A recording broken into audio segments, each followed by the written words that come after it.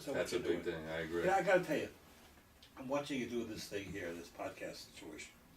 It's innovative, and I gotta give you credit for that. Thank you. And you make it work, and I hope you do make it work. I appreciate that. And you know, I opened up my own podcast on WVOX, and it's got a decent play. And one of the real bigger stations try to snag me. I don't want it to get any bigger than I am. It's time now to lessen my burden. There comes a time in life where you see what you have and proceed to start letting go. That was actually going to be my next and last question. Was I'm do you have anticipating. a goal, 5-year plan? No, I have a 1-year At this plan. point, you're pulling out. You're Well, no, I you like cashing the in the action. chips. I like. There's no cashing chips. I like what I do. I have to continue doing it. I think I have a story to tell, and I have people to do it with. I have a lot of young lawyers who want to learn, and I'm willing to help them. And I will continue to help them. But the reality is, it's time to move on. And I don't know how many more trials I anticipate doing, but I'm not anxious to do any more trials. I finished a trial today. It was a very successful trial, and it ended beautifully.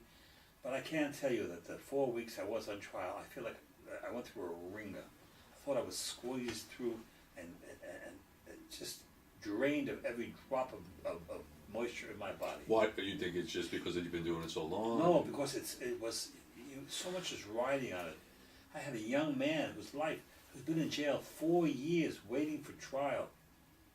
Because that's the system, it's so screwed up. 4 years waiting for trial for something that I do not perceive that he was guilty of. Amazing. That's a heavy load to carry, right? And he walked away from this. Nice. And of course, it's very nice. Right. And you know, you pat yourself on the back.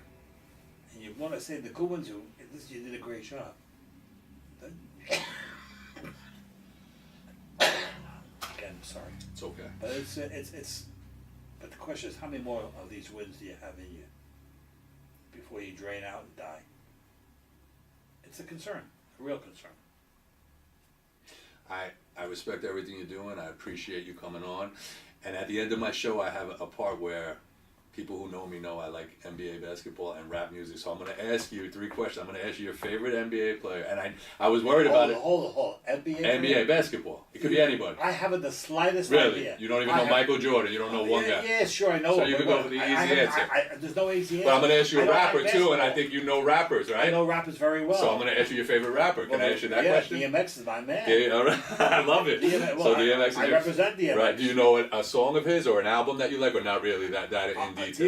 Coming up, what was this, Valerie? What was that? The song we played in court for him.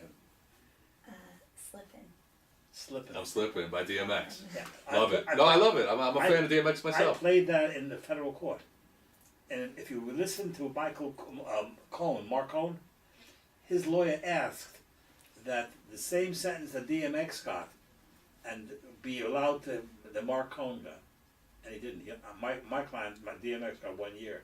Mark Cohn, as you know who he was, on the Trump case, Right. got 3. You think it's because you played the song? Nothing quite. I'm only kidding. Well, that was part of it. Make no mistake, that was definitely part of it. And by the way, there's several rappers have mentioned my name. Jadakiss dropped a song which he said, "When you need a lawyer, call Murray Murray." I remember that. Yeah, I remember that. Then Lil Wayne did one similarly. Nice. And then there was another one who had a whole song about "Don't Worry, Murray." You're a legend. You're a legend out here. An old legend. And I appreciate you coming, and thank you so much for your It's time. a pleasure being